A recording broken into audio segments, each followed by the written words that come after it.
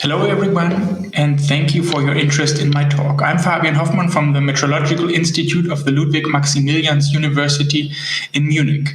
And today I'm going to talk about inhomogeneous mixing processes in clouds toward mixed phase clouds. Mixed phase clouds contain supercooled droplet and ice crystals, and this cloud type is abundant in the mid-latitudes and polar regions, and it is also the primary source for precipitation over continents. So we're talking about a really important cloud type. What is important to know about this cloud type is that mixed phase clouds are inherently unstable due to the Wegner-Bergeron-Findeisen process, which I'm going to abbreviate as WBF in the following.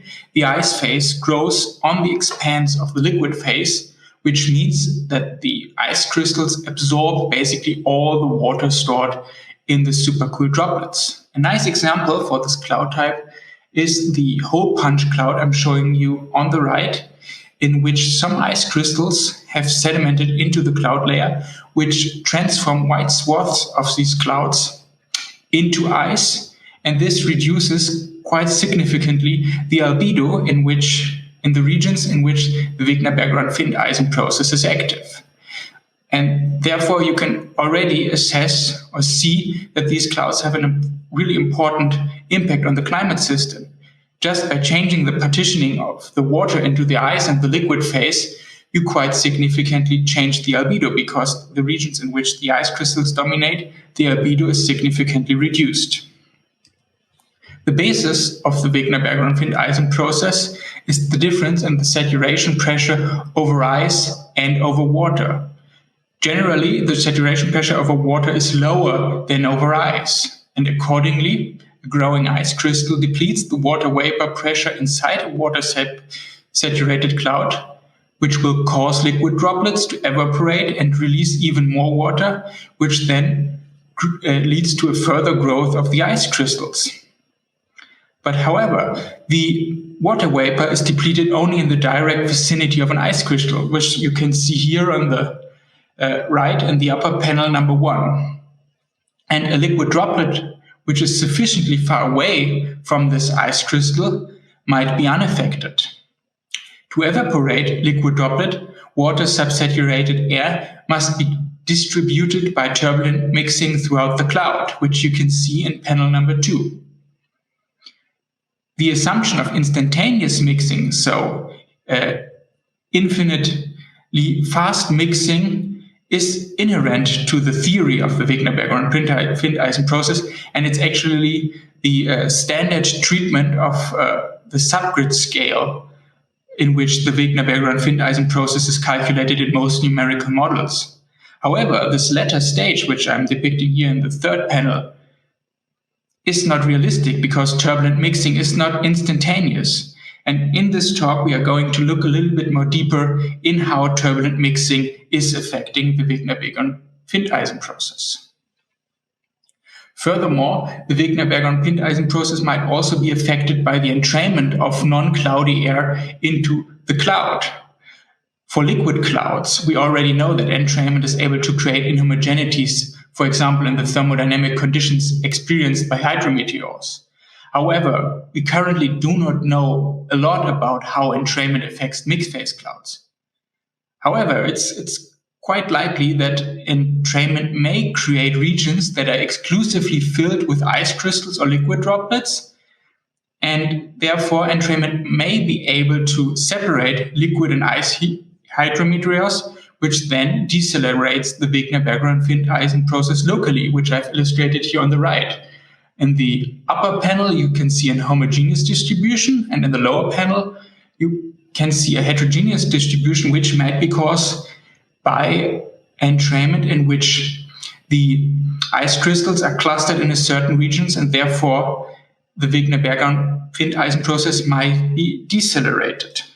To understand this a little bit deeper, and how these inhomogeneities, which can be caused by entrainment, it is useful to compare the timescales of turbulent mixing and the microphysical reaction by the hydrometeors. This is usually done in terms of the Damm-Köhler number, which is the ratio of the mixing timescale to the reaction timescale. Marsha Baker in 1918 derived a transition length scale above which these inhomogeneities affect cloud microphysics. Smaller spatial scales are usually not influenced. That means they can be treated homogeneously. With a little bit of math and physical insight, you can calculate this transition length scale for the Wigner-Bergeron-Findeisen process. And it's actually between 10 kilometers and 10 meters for typical ice crystal concentrations, which are between 1 and 100 ice crystals per liter. And the reason for this is that the microphysical reaction time scale of the Wigner-Bergeron-Findeisen process is relatively small compared to, for example, liquid clouds. While this transition length scale argument might justify neglecting the effects of inhomogeneities on the Wigner-Bergeron-Findeisen process in some numerical models, you have to keep in mind that many numerical models today exhibit resolutions which exceed 10 meters easily. Accordingly, the effects of entrainment and mixing on the Wigner-Bergeron-Findeisen process need to be investigated. I'm investigating the effects on the Wigner-Bergeron-Findeisen process using the linear eddy model. The reason for this is that we need to capture the dynamics of entrainment and mixing, and therefore we need to have a model domain which is several tens of meters large. On the other hand, we have to resolve the Kolmogorov length scale. So fulfilling both requirements is too computationally expensive, therefore we cannot use direct numerical simulation. However, the linear eddy model, which has been developed by Alan Kirstein in 1988 and has been applied by Steve Kruger in several cloud physical applications, is an ideal tool for this approach. In this idealized one-dimensional representation of isotropic turbulence, we can predict the fields of temperature and water vapor. And this is done with this general procedure. First, we select a segment based on inertial range scaling, which you can see here in the figure on the right for 0.1. Then this segment is rearranged using the so-called triplet map, which represents turbulent compression and folding, and third molecular diffusion is applied between neighboring grid box, which is here on the third step. I have coupled this model fully with Lagrangian microphysics, which I will briefly introduce to you on the next slide. In Lagrangian microphysics, all hydrometeors, which are aerosols, liquid droplets, and ice crystals, are represented by individual simulated particles.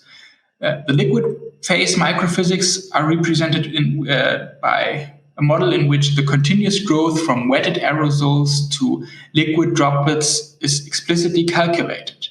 The ice phase microphysics represent the shapes of the ice crystals by an approximate solution, which is an ellipsoid, where the growth rates of the main axis of this ellipsoid are predicted based on an approach presented by Chen and Lamb 1994. The nucleation of ice nuclei by deposition is also calculated using an approach by Irvins et al. 2011. These hydrometeors follow the rearrangement calculated within the LEM, but they are also allowed to sediment from one grid box to another one. The average distances between liquid droplets and ice crystals have been used to determine the grid spacing of the LEMS, which is illustrated here on the right. Now I'm going to introduce the basic setup of the simulations I'm going to present you. So the LEM always represents a 100-meter domain with a 2-millimeter grid spacing. And the 100-meter domain is usually cloudy and contains one blob of entrained air, which you can see here as these blue colors on the right. And these greenish and yellowish colors show the saturated cloudy environment. In all these simulations, we vary the ice crystal concentration from 0.1 to 1,000 per liter, the size of the entrained blob covering 0 to 40% of the model domain.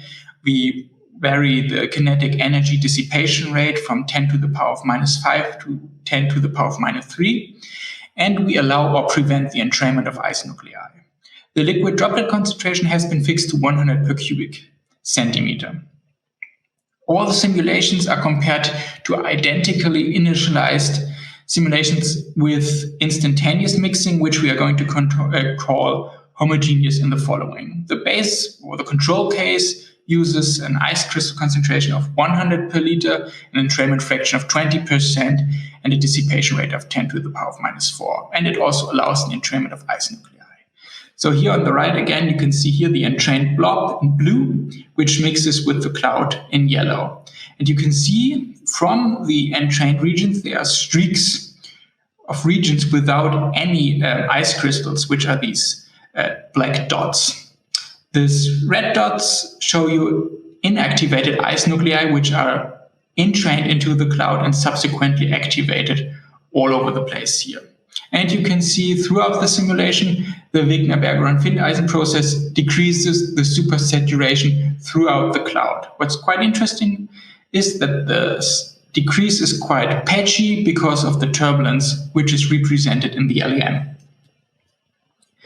Now we're going to start with the control case, and here you can see some size distributions of the liquid droplets in the upper panel and ice crystals in the lower panel. For the liquid droplets, you can see that the initial normal distribution of the cloud droplets broadens to smaller sizes, first due to the evaporation following the mixing with the entrained air, and later on due to the evaporation by the Wigner-Berger-Findeisen process.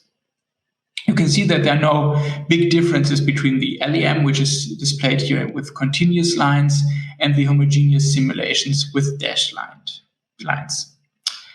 For the ice crystals in the lower panel, you can see that the size distribution is strongly distorted from the log normal initial distribution, and they exhibit a rapid growth toward larger sizes. Which is quite interesting is that the LEM cases have a broader tail towards smaller sizes, which we will explain in the following. Here you can see some time series for the control case, in which I compare the ice water content in the LEM simulation to the ice water content in the homogeneous simulations in the first panel. In the second panel, the same ratio, but for the liquid water content. And in the third panel, the fraction of ice crystals to the fraction of ice nuclei.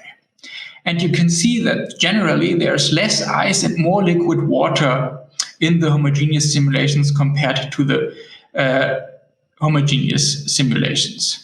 And this generally tells you that due to this detailed treatment within the LEM, the Wigner-Berger-Findeisen process is reduced, which is shown quite nicely in the first and second panel.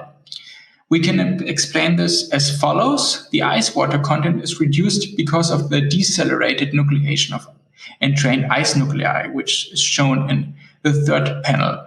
The ice nuclei stay longer in the entrained air, and this is less favorable for nucleation because this air, the entrained air, is less moist. And this temporarily lower number of ice crystals reduces the overall uptake of water vapor by the ice phase and therefore reduces the Wigner-Berger-Findeisen process. The second process is that the liquid water is increased for very high ice crystal concentration, which you can see here for 101,000 per liter ice crystals. And as we will see later, entrainment and Wigner-Berger-Findeisen process are able to increase the average distance between ice crystals and liquid droplets, such that the transport of water vapor from the liquid to the ice phase slows down, which decelerates the Wigner-Berger-Findeisen process. In the next slide, I have varied the entrainment fraction. And in the first panel, you can see again the ice-water ratio in the LEM divided by the ice-water ratio in the homogeneous simulation. You can see that for a larger entrainment fraction, the ice-water fraction decreases even further. And that makes sense because we have a larger fraction of entrained nuclei, which is staying longer in the unfavorable entrained air, which decelerates nucleation. And therefore, the temporarily lower ice crystal number concentration decelerates the growth of the ice phase. Much more interesting is now the second panel, in which we are going to look at the liquid-water ratio. And we see again that increasing the entrainment fraction increases the liquid water in the LEM compared to the homogeneous simulation. A larger entrainment fraction increases the distance between ice crystals and liquid droplets, and this reduces the transport of water vapor to the ice phase. And accordingly, the Wigner-Bergeron-Findeisen process is decelerated. Note that this is not an artifact of the decelerated nucleation of ice crystal. This also happens in the absence of entrained ice nuclei. And the reason for this is shown in the next slide. And this is the average distance from an ice crystal to the closest liquid droplet. Initially, the ice crystals fall into the entrained air, which separates the ice and the liquid phase, which you can see here on the left part of the figure. Later, during the simulation, the Wigner-Bergeron-Findeisen process evaporates all liquid droplets in the vicinity of an ice crystal, which is also increasing the distance between ice and liquid hydrometeors in the end of the simulations. Both processes lead to a reduced transport of water vapor from the liquid phase to the ice phase, which slows down the Wigner-Bergeron-Findeisen process. And which is quite interesting, you can see that this is also happening in the simulations without entrainment. There is the Wigner-Bergeron-Findeisen process very effective and reduces the average distance between liquid and ice particles in the end of the circulations. However, we need relatively high ice crystal concentrations to be effective. Now I want to synthesize my results, and here I have entered all the simulations I've conducted into a phase space defined by the turbulent mixing timescale here on the ordinate, and the Wigner-Bergeron-Findeisen reaction timescale here on the abscissa. And this red line is the Damm-Köhler number for the Wigner-Bergeron-Findeisen process. And these dots here show you the ratio of QL in the LM simulation to QL in the homogeneous simulation. And this is indicative of a delayed Wigner-Bergeron-Findeisen process. And you can see quite nicely that when the simulations come closer to the Damm-Köhler number of 1, so when these inhomogeneous start to matter, they become redder and redder, which shows you that more liquid water is conserved, and this tells you that inhomogeneities really affect the Wigner-Bergeron-Findeisen process. The same is done here for the ratio for the ice water. And here I entered the Damm-Köhler number for nucleation, assuming a time scale of 100 seconds. And you can see again that once the simulation exceeds the Damm-Köhler number of 1, which is here in the upper part of the simulation, we have a strong reduction of the ice content, which is also indicative or shows you that the Wigner-Bergeron-Findeisen process is decelerated. So these simulations have been highly idealized. As a next step, we want to approach more or use more realistic simulations to investigate these processes deeper. For example, in real clouds, multiple entrainment events may occur, which are expected to slow down the Wigner-Bergeron-Findeisen process even further. Therefore, we want to carry out full three-dimensional simulations of mixed phase clouds, meaning large eddy simulations, in which I'm going to use or want to use the LEM as a subgrid scale model. I've already developed an approach in which the LEM is used as a subgrid scale model for liquid phase clouds. And this is something I'm going to extend for the mixed phase currently. And here on the right, you can see for some example how subgrid scale fluctuations in the supersaturation are calculated by the LEM. With this, I'm going to conclude my talk. You have seen that entrainment and mixing affect the Wigner-Bergeron-Findeisen process in two ways. It delays the nucleation of entrained aerosols temporarily, which slows down the Wigner-Bergeron process, and it also increases the distance between ice and liquid hydrometeors, which slows down the Wigner-Bergeron-Findeisen process directly. This effect, however, is most prominent right after entrainment as well as before complete glaciation. Overall, only clouds with relatively high ice crystal concentrations are affected, for example, deep convective clouds with ice multiplication. And we need less idealized modeling to get conclusive results on this process.